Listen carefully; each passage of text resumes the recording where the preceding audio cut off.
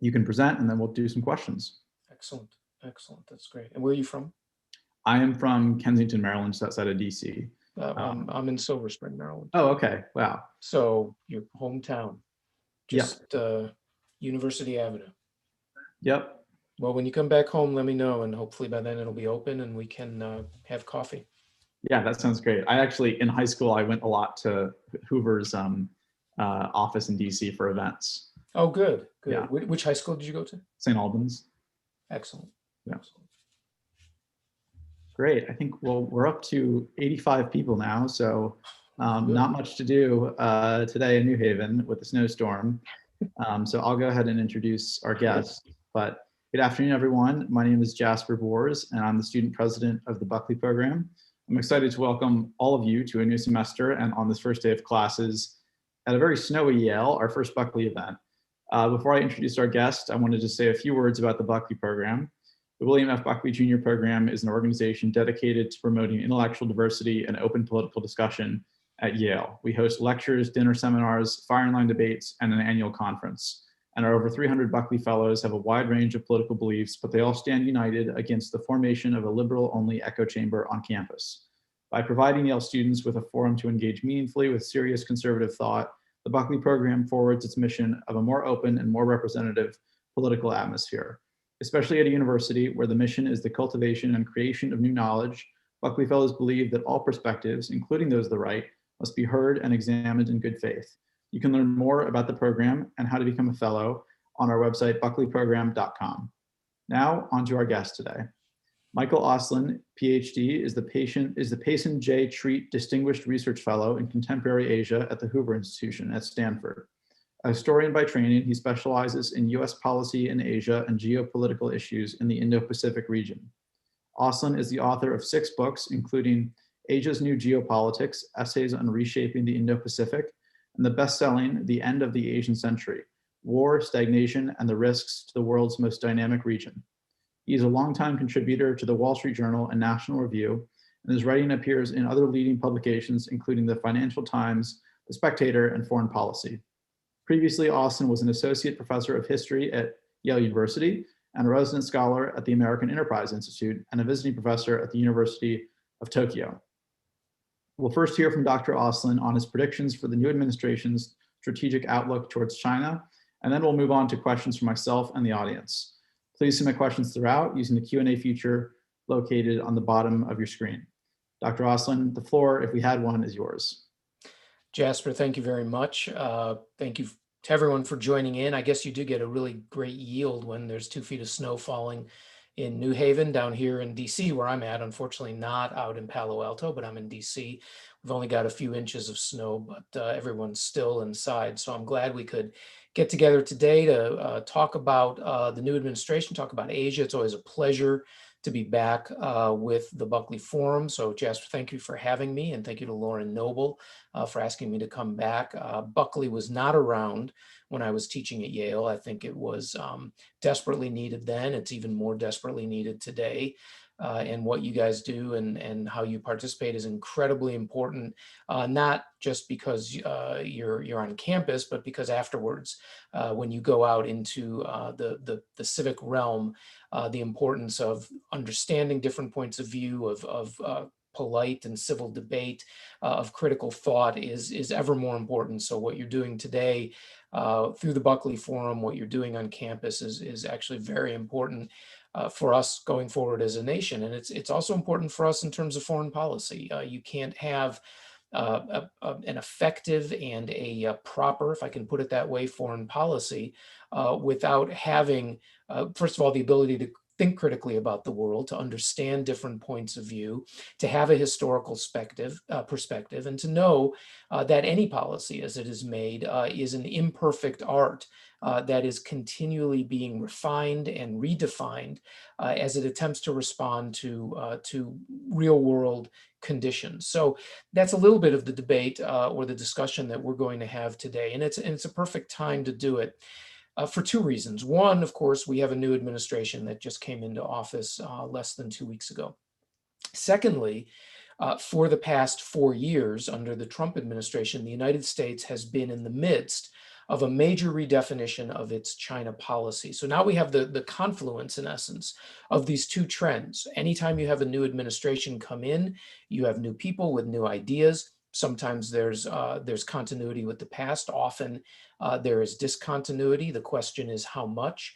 Are fundamentals changed, or are things just changed that are more tactical and around the edges? So that would be happening in any case after one administration. But it's going on at the same time that we're still in the midst. In fact, I would argue we're in the beginnings, in the foothills of this redefinition of what our relations with China are, and what importantly they should be. So the title of the talk, I mean, it's not a formal talk, just to have a discussion with you today, is Trump 2 or Obama 2? Which way will the Biden administration go on China? And they're two very different approaches. The Trump 2 approach would, of course, be a continuation of the past 4 years, what many have seen as a more confrontational approach, which I would argue is a more reciprocal approach, right? It's based on reciprocity. But you can't understand Trump without understanding what had happened for 40 years before that. So let me go back for a few minutes and talk a little bit about where we had been before Trump. Let me talk about Trump. Then let me give a few indications of where we might see the Biden administration going, and then we can have an open discussion. So what was Trump responding to? Trump was responding to 40 years of an essentially a unitary policy on China, followed by both Democratic and Republican administrations. It started with President Nixon back in the 1970s, was continued through President Carter, Presidents Reagan and Bush, into President Clinton, of course, and then the second President Bush and Obama. Essentially, the goal of this policy, as you've undoubtedly read, and hopefully you read maybe some of the pieces that were suggested for this session, was to engage with China. Essentially engage by any means necessary and across the board. That the goal was in a China that after 1976 was emerging from the madness of the Mao Zedong era, was to incorporate it into the world. It's almost impossible to remember today what China was like in 1976. It was incredibly poor. It was a third world level nation. It was almost entirely cut off from the global economy, from the global political environment, certainly from global political or social and cultural exchanges. It was a country that had retreated behind its great walls for essentially 30 years after the communist revolution of 1949. The goal of all US policymakers after 1972 and Nixon's opening to China was to bring it back into the world. Now, back then, it's important to remember that it was done in large part, almost the majority part, for dealing with the Soviet Union in the Cold War, playing the so-called China card, a geopolitical triangle that the United States wanted to create in order to have leverage against the Soviet Union, working with the other great communist country in the world, and of course the world's most populous nation even back then. It was not based on the idea that China would become the world's second largest, or depending how you count it, largest economy and most powerful economy. No one thought that, because you were talking about a China that had less than $200 per person GDP. I think in 1972 it was somewhere around $80 per person. You can go check that out, but it was certainly in the very low hundreds. No one could have imagined the China that we have today. No one could have imagined the skylines of Shanghai or Beijing or Wuhan or any of the major cities in China. No one could have imagined a Chinese military that would be the world's second most powerful military and second most technologically advanced military after the United States. Absolutely no one could have imagined a China where 300,000 Chinese students were studying in the United States and hundreds of thousands of others around the world. All of this, of course, was in the future. The goal back then was simply to get China to become some level of working partner of the United States. And in fact, through the 1970s and early 1980s, it was in many ways. We shared intelligence, we helped build their military. They allowed us listening posts for intelligence gathering in China. We, of course, were using it on the political stage to show that there was an alternative to the Soviet Union. But at no point during this process, up to 1989 and the Tiananmen Square massacre, and after 1989 and the Tiananmen Square massacre, did the United States stop to do the due diligence to question whether the China that it was helping emerge, helping build, that it was watching emerge onto the world stage and become ever more influential, in a China that was defining its own role and its own path in the world.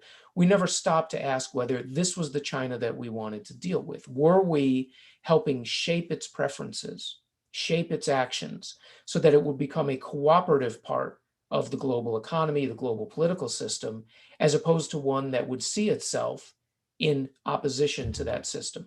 Even after 1989 and the Tiananmen Square massacre, when we should have understood that there was no way that China was going to politically reform, we didn't change our path. After it was entered into the World Trade Organization, we allowed it entry into the World Trade Organization in 2001, though it was a policy of the Clinton administration. It was finalized under George W. Bush, and we saw what has become known as the China shock to our economy and economies around the world. Did we stop and question whether the radical free trade, not fair trade, but open, unbalanced, one-sided trade with China was good for the United States as well as good for other countries around the world? Wall Street understood that it was making money. The question was this beneficial to workers and others around the United States and around the world? We never stopped to think about what the ultimate costs of this were or what the trade-offs were. When China became a major espionage threat to the United States, perhaps the major espionage threat to the United States, not in the past 2 years or 3 years, but stretching back into the 1990s and earlier, in fact, when it was stealing enormous amounts of intellectual property, billions and probably indeed trillions of dollars worth of intellectual property from the United States as well as other countries around the world, when it was stealing nuclear secrets, when it was stealing the private information, the personal information of Americans around the world. We never stopped to ask whether our path forward of unrestrained engagement was the right way to go.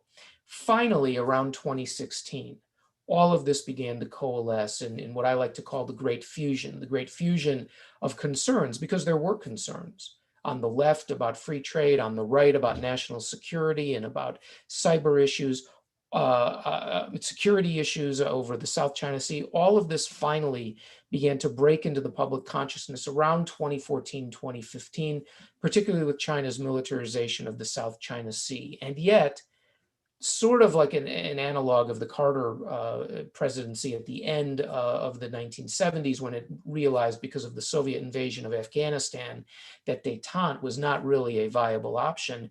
The Obama administration began what it called a pivot. It had articulated earlier a pivot, but it began to act on it a little bit more by the end of its term. But even so, the elites in the United States were still convinced that there was one way forward, which was this unrestrained engagement. That is what Donald Trump called into question, and from the beginning of his presidency, offered an alternative. Now, Donald Trump did not break off relations with China. He did not end trade with China. He did not begin trying to undermine the Communist Party, but he did approach economics, politics, espionage, security issues, and cultural social issues very differently. To sum it all up, because I don't want to spend all the time talking about what Trump did, but to sum it all up, it was in essence a policy of reciprocity. Because China had engaged in unfair trading practices for decades, he launched what we've all forgotten about because of the COVID crisis, was a trade war with China, raising tariffs on almost all Chinese goods to varying levels to try to bring them to the table to sign an agreement that would be fair trade and would give the United States more access to China's markets. On the espionage side and the cyber side, he struck back at the rampant theft of intellectual property, the rampant theft of cyber, or the use of cyber for intruding into our open and free economy by bringing cases against Chinese individuals, bringing sanctions against Chinese individuals, pushing back, increasing our intelligence operations against China across the board, both at home, what you would call counterintelligence, as well as intelligence operations in China. In the South China Sea, he began regular freedom of navigation operations, deepened relations with other nations, most particularly by revitalizing what is known as the Quad, the quadrilateral arrangement between America, Japan, Australia, and India. On the social and cultural side, they began pushing back against things like the Confucius Institutes, the WHO, which had basically become a pawn of China, calling outlets such as CCTV propaganda and government agencies, which they essentially were. All of it designed to, number one, be very clear about the challenge that China posed. Go back to the National Security Strategy of 2017, where it was called a strategic competitor. Look at some of the other strategies that came out, a strategic approach to China that came out 2 years ago, the DoD strategy for dealing with China, all of it designed fundamentally to recognize the strategic competition of China that was at times adversarial, but always was an aggressive competitor to the United States, and to get it from the reciprocal side of the equation to change its ways, so that if we were not allowed to have, as one example, if we were not allowed to have America centers in China, then we would begin to curtail the activities of the Confucius Institutes in the United States. Or, in a good example, when China, after the COVID crisis, did not allow American airlines back into the country, to threaten to limit Chinese airlines' ability to enter the United States to the same level as the US, which was one per week. And very quickly, the Chinese changed their tune. On economics, again, the whole goal of tariffs was not to have tariffs as the end state, but to get an open and fair trading system with China. Now, when you look at it, by the way, what the Trump administration did in 4 years on China was an extraordinary amount of activity. Not all of it worked. Not all of it was played out to the end point of getting a reciprocal change on the part of China. Not all of it was entirely coherent, because there was back and forth, in particular on the president's part, where he would talk about his great relationship with Xi Jinping, and then he would go back and forth on whether or not to keep Huawei and ZTE out of our 5G markets, another important thing that they decided to do. But there's no question that after 2017, we entered a new era of US-China relations, that from the normalization of relations in 1979 to 2017 was the first era of modern diplomatic relations between the United States and the People's Republic of China. And after 2017 has been a different relationship. So where are we today? Where will the Biden administration go? Well, first of all, the Biden administration is filled with people who worked in the Obama administration and in fact, the Clinton administrations. It was under these administrations in particular that China made enormous moves to militarize the South China Sea, to steal US intellectual property, to suborn international institutions and the like. So those who are in charge of policies today were those who were in charge of policies when China made enormous advances. It does not mean that they will act in the same way, but from the Chinese perspective, they feel fairly confident that these are a set of actors that they have already dealt with. Joe Biden, the president himself, gave evidence of this early in the campaign when he gave quotes along the lines of, "China's not a competitor of ours, we're going to eat their lunch," things like that. All of that changed rather dramatically during the campaign because of the unreality of statements like that. And Biden began to talk about how hard his administration would be against China, that it would in fact be harder than the Trump administration, but it would do it in a smarter way, according to them, a more strategic way. And they talked a lot about maintaining pressure on the economic fronts, maintaining pressure on the political fronts. So we're 2 weeks in. It's a little too early to say exactly what's going to happen over the next 4 years, but we can look at some of the things that have happened and try to at least parse where it looks like they might be going. So on the one hand, you've had actually, I think, very useful, very positive comments from the administration about alliances, about the alliance with Japan, the alliance with the Philippines, the Quad, and the like. Strong statements about Taiwan, and one of the most important things that the Trump administration did was deepen and almost regularize, normalize our relations with Taiwan. Well, the Biden administration invited the Taiwanese ambassador, it's not called an ambassador, but the Taiwanese ambassador to the inauguration, and has continued statements by Secretary of State Blinken and others about the importance of Taiwan to the United States. That's very important. Last week, in its first week in office, probably was already scheduled, but the administration allowed a freedom of navigation operation to continue through the Taiwan Straits in the vital South China Sea. And there was a strong statement by the administration in response to the incursion of Taiwanese airspace by Chinese fighter jets and bombers and the like. So on the one hand, there has been certainly the rhetoric has maintained, and some of the actions have maintained that would indicate that the Biden administration will continue at least some of the Trump approach towards China. But there is another side to it. We've also seen indications that they are certainly going to be taking a softer route in some ways. One was the statement by the new press secretary, Jen Psaki, that the administration wanted to have strategic patience with China. Now, strategic patience is a very specific term. It was used by the Obama administration with reference to North Korea during its entire 8 years. And in essence, it meant a passive policy of wait and see, because the Obama administration essentially did nothing over North Korea for 8 years.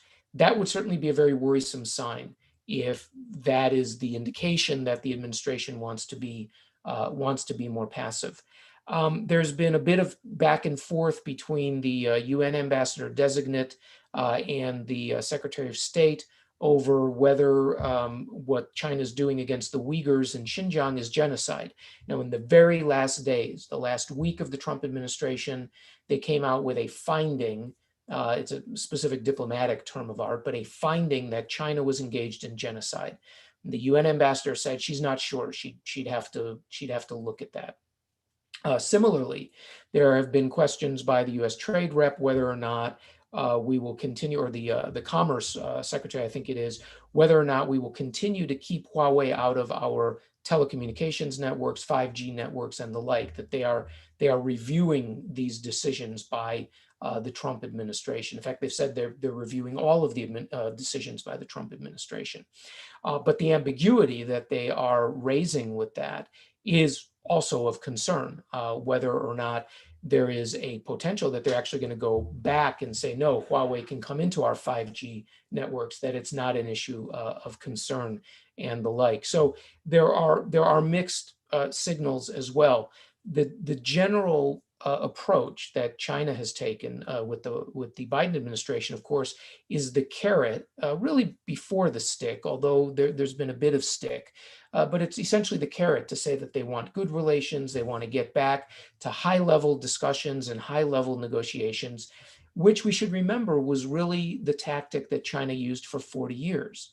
It was a tactic to prevent the United States from taking any actions that would harm Chinese interests, because they always threatened that the overall relationship would be at risk if the United States ever did anything to really punish China for egregious behavior against ourselves or out in the rest of the world.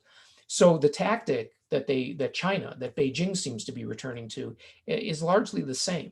It's this relationship is so important, the most important relationship in the world, which is also how the Secretary of State referred to it, that we can do nothing to really threaten it. That if we act aggressively against China, we're putting at risk all of this trade. We're putting at risk the United Nations. We're putting at risk stability throughout Asia. It's in essence a way to freeze the United States in place and prevent it from taking the types of actions that the Trump administration did, these actions designed to ensure reciprocity. So it's very clear what Beijing wants to do, less clear how the Biden administration is going to respond. I think if you had to guess, and I'm going to end up here so we can get to discussion for the rest of our time, I think if you had to guess, what you would see is a combination of strong rhetoric on the part of the administration, at the same time signaling a willingness to reopen the very highest levels of communications. And by the way, it's not that the Trump administration didn't communicate with the Chinese, they did, but to sort of privilege the idea that we have to be in constant communication with the Chinese, constant dialogue with the Chinese, regardless of whether things are going in a direction that we want, regardless of whether the Chinese are living up to their promises or living up to the agreements that they've signed. And we haven't even talked about Hong Kong and the destruction of democracy in Hong Kong and the end of civil society there. But a willingness, as I was saying, on the part of the administration to re-engage with China. And that's where you'll really have to start taking a look at what decisions come down. Do they decide to reverse the finding of genocide on the Uyghurs? What do they do about Hong Kong, and what do they say about Hong Kong? Do they reverse the decision on Huawei and ZTE and others? Do they decide that it's okay for China to have as many Confucius Institutes in the United States as it wants, as many reporters for state-run government agency media, which act as agents of the state, as it wants, that we're going to back off from any type of holding China in essence to a reciprocal arrangement where we have access and they have access. Watch very carefully on the espionage side as well. Do they prosecute espionage cases as strongly? Do they look to ferret out professors and researchers who are working on the Thousand Talents program, the way that the Trump administration did?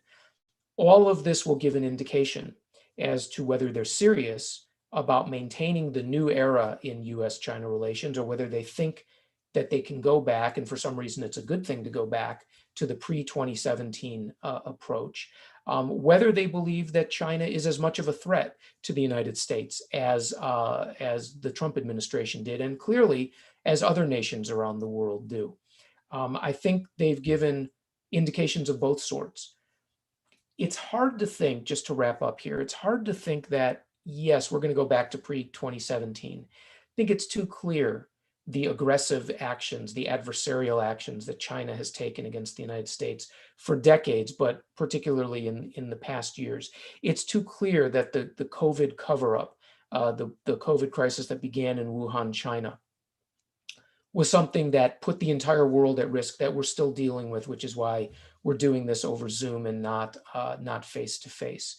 That under Xi Jinping, China has become has become far more aggressive, far more assertive than it was in the past. That the ideology has become central to the People's Republic of China today, an ideology of Marxism-Leninism that is completely antithetical to peaceful relations with the West, if you read what they're saying themselves about struggle and competition and ultimate defeat of our system. That the goal of the Communist Party of China is, above all, survival. It's to make the world safe for the Communist Party of China by making the world more tolerant and accepting of Chinese-style authoritarianism and liberalism. That is not going to change regardless of the path the Biden administration takes.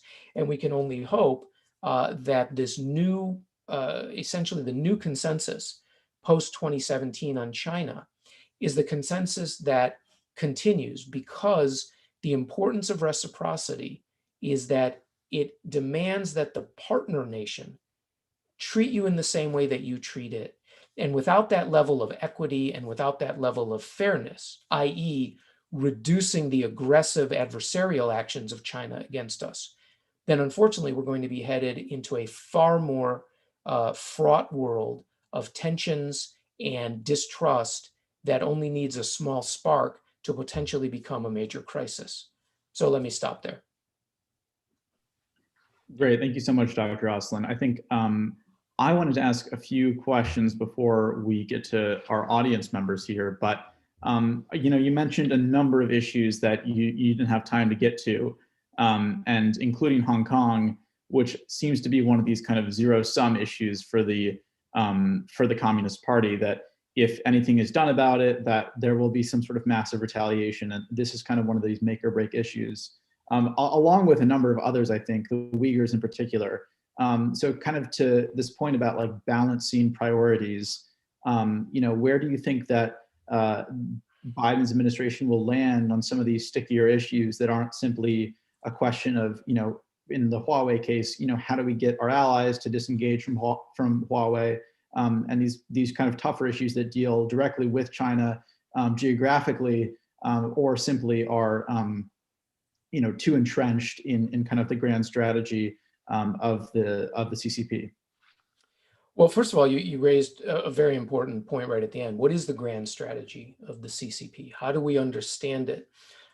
We assumed, of course, for 40 years that China would become more cooperative as it became wealthier and more integrated with the world. And in fact, we assumed that at some level it would liberalize. It wouldn't look like the United States, but we heard that over and over from presidents that the middle class would grow and that would lead to pressures for political reform. And of course, none of that's happened. So we have enough data to understand that the Communist Party is not going to change on its own. It may be forced to change or it may lose control of power. I don't see either of those happening, but those would be outcomes. So in lieu of that, then what is the strategy?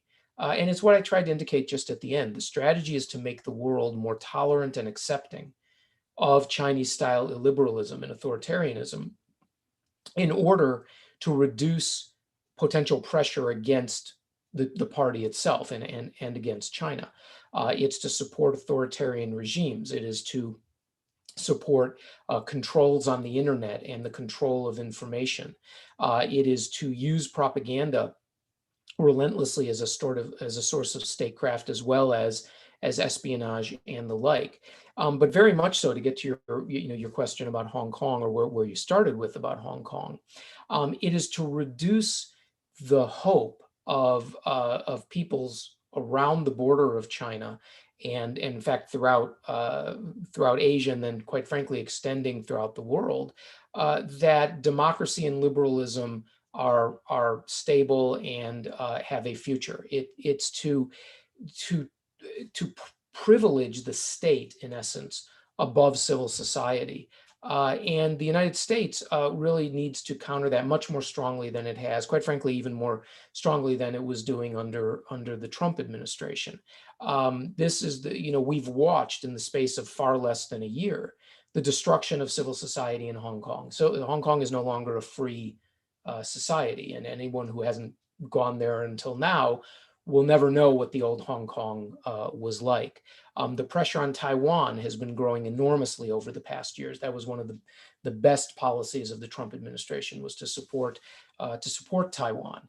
But it requires a willingness to challenge China. For 40 years, we were never willing to challenge China, which was ironic because for most of those 40 years, we were extraordinarily more powerful than China. It was a China that was very small and very weak and very uncertain of itself. It's only in the past 5 to 10 years that China has actually become as the state that we think of today, that can act militarily around the world, can throw its economic and political weight around the world, can intimidate countries around the world. So we didn't act when we had the chance to shape its preferences, to quite frankly threaten its access to our markets or its access to the global political system, if it didn't act in ways that supported openness and transparency, and instead supported undermining them. So what the Biden administration has to do is be willing to act. It has to be willing to I mean, at this point, because China is so much stronger, you have to be willing to accept more risk. Now, we have some evidence that that approach works, because again, you look at the Trump administration over the previous 4 years. It was willing to accept much more risk on the economic front by imposing sanctions. It was willing to accept risk on the cyber front and on the security front with regular freedom of navigation operations. And we didn't get into a war. We're still here. We're still talking about China. And in many cases, the Chinese backed down, though they didn't necessarily change course. But they didn't get into a confrontation with the United States, despite rhetoric, despite wolf warrior diplomacy and the like. we didn't exchange blows.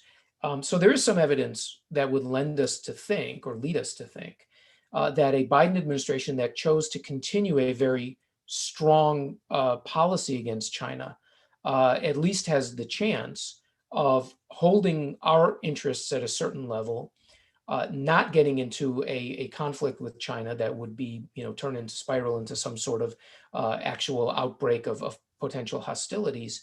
And potentially, if you hold the line, meaning you show Beijing that this was not a one-off of the 4 years of the Trump administration, but rather this is the new American consensus on how to deal with China, that we may in fact begin to moderate their behavior. I'm not sure if that exactly answered your question.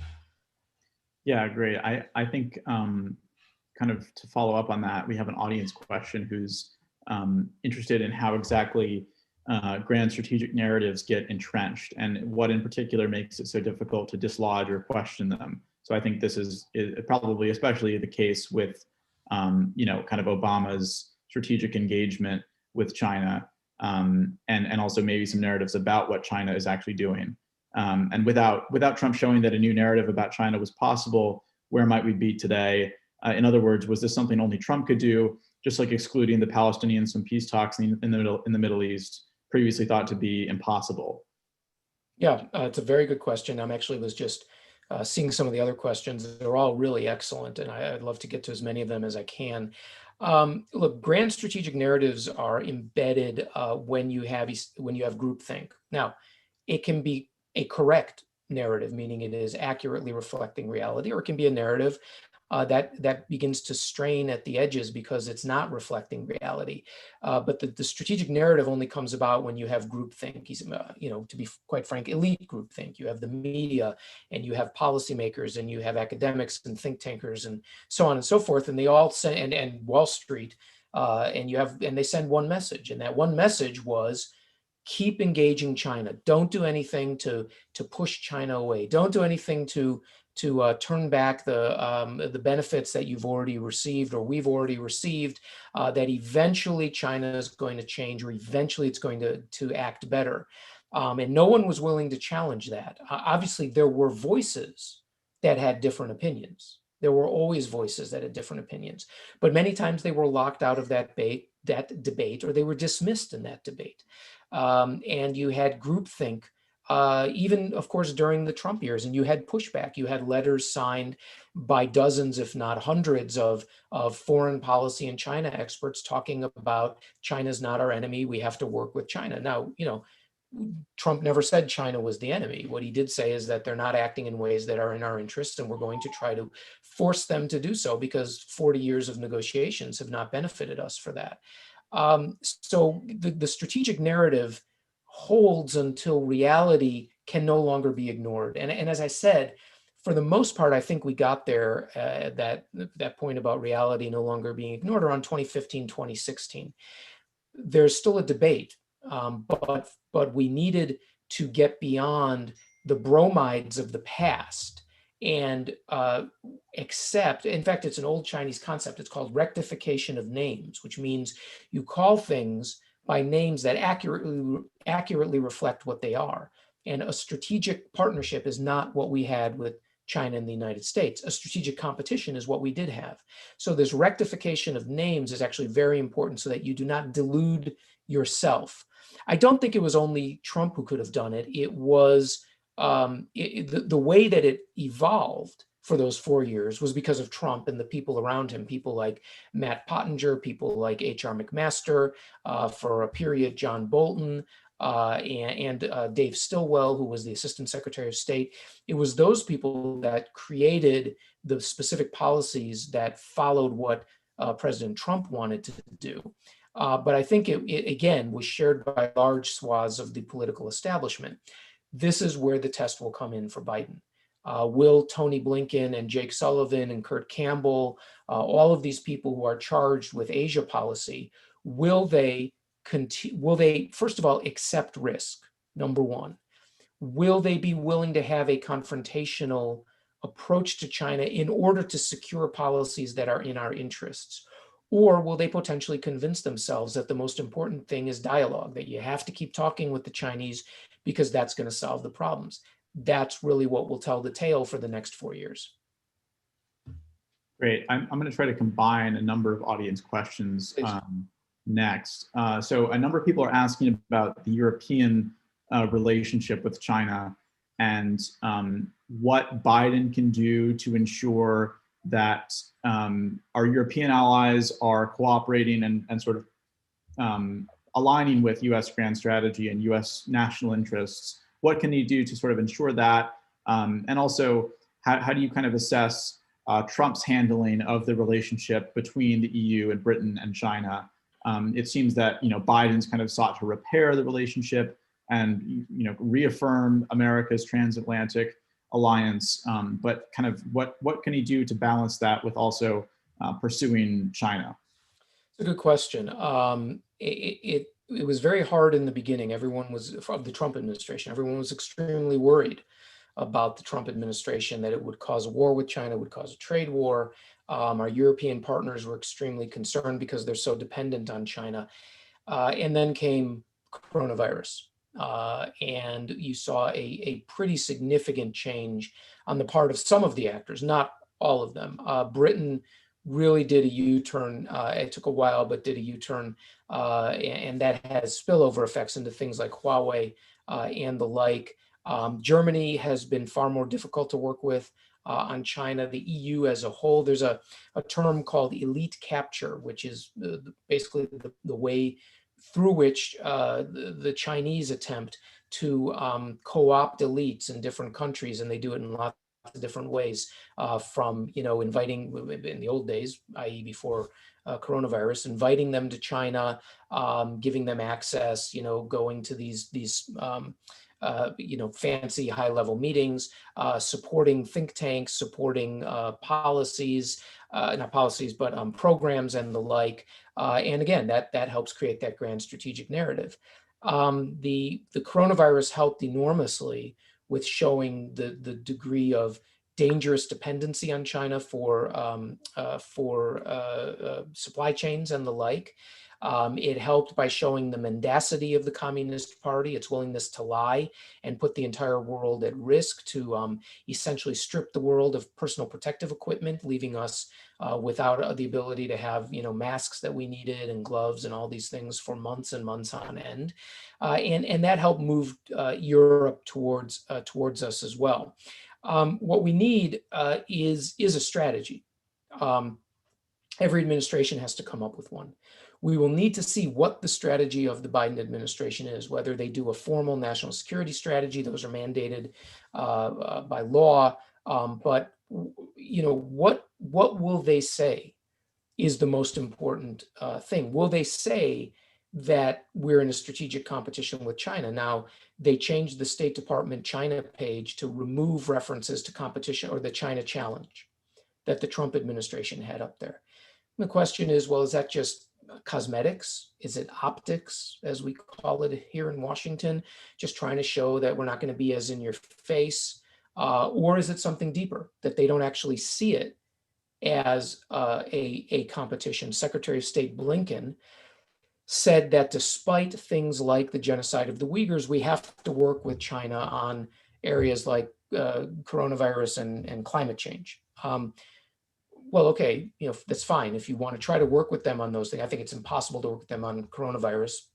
That's been evidently proved. But if you think you can and you want to go forward, that's fine. But does that become your priority over fixing the trade imbalance? Does that become your priority over, for example, freedom of navigation in the South China Sea?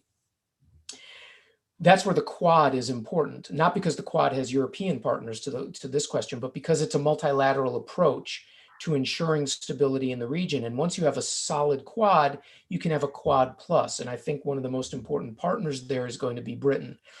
Britain is going to come out with a new strategy for the Indo-Pacific. It has already announced that it's going to get more engaged, that it's going to have an aircraft carrier that it's going to send there. It has territory through its own territory and then relations with Commonwealth nations. It's got about 1.6 million Britons and passport holders living in the region. And I think there's a great opportunity for us to be working with Britain, which has very close relations with Australia and close relations with Japan in particular, to bring in European nations more. I think we should be working with the French, who also have enormous, as we, again, with term of art here, equities, what we call equities there, meaning territory and expats and trade relations. The French also have a military presence in the region with a small Pacific fleet. We should be working with the French as well, and they have expressed, they have released strategies that call for openness and cooperation in the region. I think it's harder to work with the EU, but we should be trying. But again, the Obama administration can only, I'm sorry, the Biden administration can only do this if it clearly articulates a strategy. All sorts of different disconnected statements don't cut it. And again, of course, it's only their first week in. But if you don't see a pretty clear strategic statement, even an initial one, by 6 months, then you're going to have to ask, what is the ability to get these other nations to come on board with us if you haven't indicated what your priorities are and what you're willing to do about it? Great. Another audience member asks, what should the Biden administration do about Taiwan? Though Trump might have been willing to accept more risk on the issue, I know on his first day, our first call to a foreign leader was to the president of Taiwan. He still did not change Beijing's behavior, and Trump's behavior domestically even made Chinese people think that that American democracy would only lead to more chaos. What's your take on that? Very simple. Do more. Keep on going. Hold the line. Don't change anything. Essentially, what we should be doing is by de facto normalizing relations with Taiwan. Meaning, it should no longer be a question of whether Taiwan sits at the table at major international meetings, whether it's the member of international groups, whether we have high-level bilateral military visits or cabinet visits. I very much hope the Biden administration will send a cabinet member to Taiwan the way that the Trump administration did. The Trump administration in its last week canceled the visit of the then UN ambassador. I hope the new UN ambassador goes. Keep up with it. I think that's central, and get buy-in from other nations as we de facto normalize relations with Taiwan, which are long overdue. We should be encouraging to go back to the other question, the Europeans to do it as much as possible. We should be encouraging the Japanese and the Australians and the Indians to be doing it. Taiwan is an exemplary international actor, and it should be fully involved in the global life of international diplomacy, international cooperation, and the like. And by the way, it's crucial to our maintenance of our technological position vis-a-vis China, because it's the world's largest producer of chips. It is vital to the health and strength of the United States technological sector, and therefore our economy, that Taiwan remain vibrant, integrated with the United States, integrated with the rest of the world, that we don't surrender its chip making abilities to China. So for all these reasons, Taiwan is central. I'm not sure I answered the latter parts of that question, but I hope I got most of it in there. Yeah, definitely. Moving north a little bit, another audience member wants to know, President Obama's policy of strategic patience received criticism for accelerating North Korea's nuclear programs. Do you think President Biden is likely to employ a similar policy towards the DPRK? And how do you think the US can engage China to denuclearize North Korea? I don't think we can with China. And I'm not sure, I don't think we can denuclearize North Korea, although that's our goal, and we'll keep working at it. Look, I said it back when the Trump administration came into office. I'll say it for the Biden administration. No US president has any good options going forward with North Korea. Our policy failed. It is a nuclear capable power. One day we'll fully recognize that. It has taken enormous strides. Now, the Trump administration had a very bold approach, which was to say, look, for 40 years, nothing else has worked, or 30 years from the Clinton administration onward, nothing's worked. So we're going to try to go to the very top. I mean, it was actually a South Korean initiative, but it was to get Trump and Kim Jong-un together. From one perspective, what did you have to lose? Nothing else had worked. It had perfected essentially its missile and nuclear capabilities under the Obama administration. And for the most part, you had a pretty quiet, not entirely, but a pretty quiet North Korea during Trump's years. They did a few, minor short-range missile launches. I think they probably tested, I can't remember offhand if they did a nuclear test. I'm sure they did. Somebody can Google it and tell us. But for the most part, they were fairly quiet. But the Biden administration has very few good options as well. Now, again, the people that are in the Biden administration were in the Obama administration, and they adopted this policy of strategic patience. At some point, you have to start thinking carefully about deterrence. There's denuclearization, but there's also nuclear deterrence. I mean, we've deterred North Korea conventionally for 60 years now, since the end of the Korean War, getting on to 70 years. But can you deter a nuclear North Korea in the same way? Maybe you can, but we need to have those types of debates. Of course, the goal should be denuclearization, but let's be honest. If we were going to achieve denuclearization under the current regime of Kim Jong-un, the Kim family dynasty, we would have achieved it. We gave them everything they possibly could have wanted. We did 30 years of negotiations. We had bilateral, multilateral. We had all sorts of different approaches. All of it failed because they wanted nuclear weapons. They wanted nuclear weapons for what they believed was their own security. And you're not going to get them to get rid of those. If the regime falls, that's possible. There's a lot of weird things going on with this regime right now. Long periods where Kim Jong-un is not in sight. For a period, it looked as if his sister was becoming the most powerful person, or certainly second most powerful. Now she seems to have disappeared. In general, when you have dictatorships, high authoritarian, in fact, totalitarian regimes, uncertainty of the kind we've seen with North Korea lately is not a good sign. It means there's stuff going on behind the scenes. Dictatorships want no uncertainty because you don't want anyone to think for any reason that they might be able to break the lock of control that you have, that there might be some more freedom or area for them to act. So what's going on in North Korea should be of concern to us, not because we understand it, but because we do see it. And normally you don't see stuff like this. But denuclearization is extremely difficult. I'm not saying don't try it. I'm saying that don't think you're going to achieve it, and then be pleasantly surprised if you can get to it. Great. I guess, yeah, probably have time for a few more questions here, but a few audience members are asking about trade. And I'm going to, again, take the opportunity to combine a few questions so we can get to more. But how much closer are we under Trump's trade regime to parity with China when it comes to the trade relationship? And sort of what do you think are the aspects of Trump's trade policy that Biden will keep in place?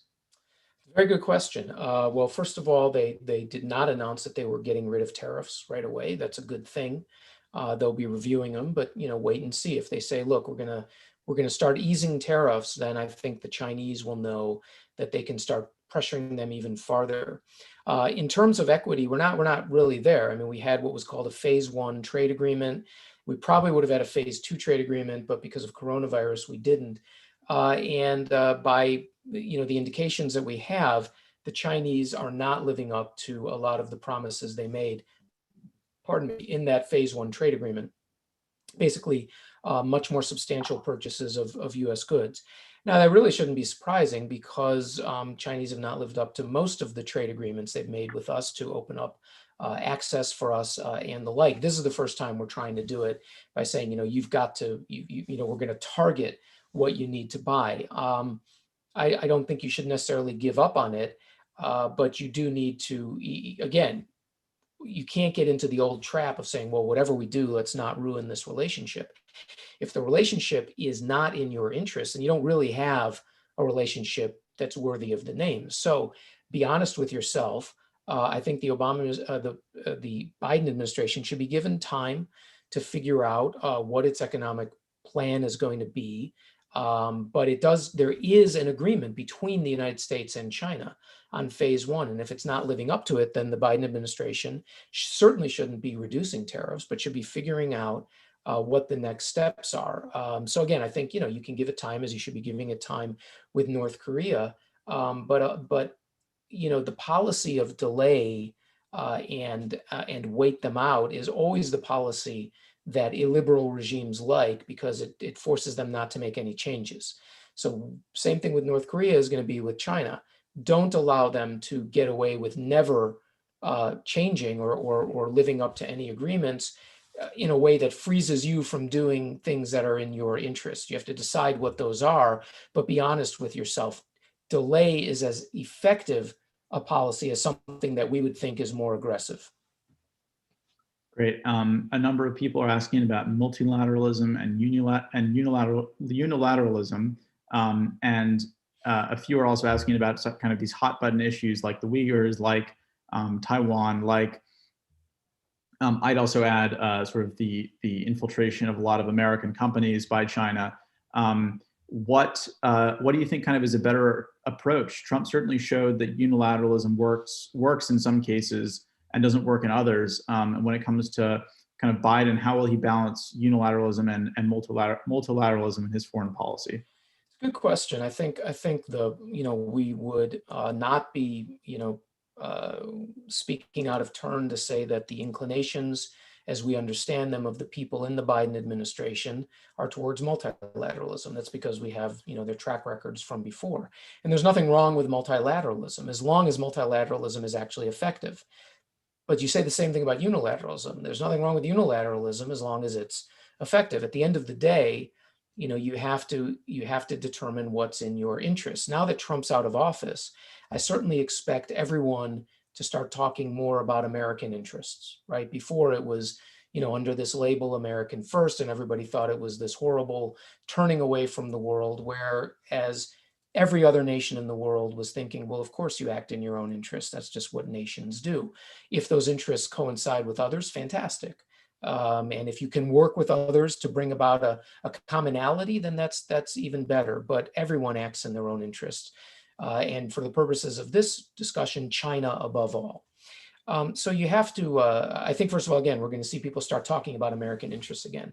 And you have to ask, what is the best way of getting there? On Huawei, it doesn't help us that much if we're the only ones in the entire world to keep Huawei out of our systems, because the entire rest of global digital finance and commerce and communications will be under a 5G scheme of Huawei. So you really have to think multilaterally, and you have to be working multilaterally. I would love to see, and I think I heard something like this recently from the new administration. But you have to think very much, how do we work with people to come up with alternatives to Huawei's 5G and start thinking about 6G and other options? I mean, all of this is very important. As much as you can, you want to multilateralize security in the South China Sea. We don't want to be the only ones doing freedom of navigation operations. We want partners. Now, they're not nearly as capable as we are. We all understand that. But the more partners you have, the better. On the other hand, things like Confucius Institutes in the United States, I don't think we should really care what Europe decides to do. We should recognize that these are used often to squelch debate and criticism of China, critical approaches to China on campus, to provide positive images of China, and that again, if we're not going to have reciprocal privileges, then we should be closing them down here. So you have to think again. There's different types of lateralisms that are appropriate to something that you're facing, in the same way that there's different types of reciprocity. There's big structural reciprocity, like imbalanced trade, and then there's issue-specific reciprocity, like China not allowing in American airliners. So again, you have to be flexible. And it sort of goes back to that first question about it, one grand strategic narrative that freezes you in place and makes your policy much less effective, because you're not willing to actually respond to real conditions on the ground. Great. I think we're almost out of time here. So we'll probably try to leave it there. I know Dr. Austin has a seminar for Yale students that will be coming over the next few weeks. So thank you so much for joining us. I know everyone was probably enjoying a welcome break from classes on this first day, and we really appreciate you joining us. Thank you very much. Great. Thanks, everyone. and stay tuned for future Buckley events.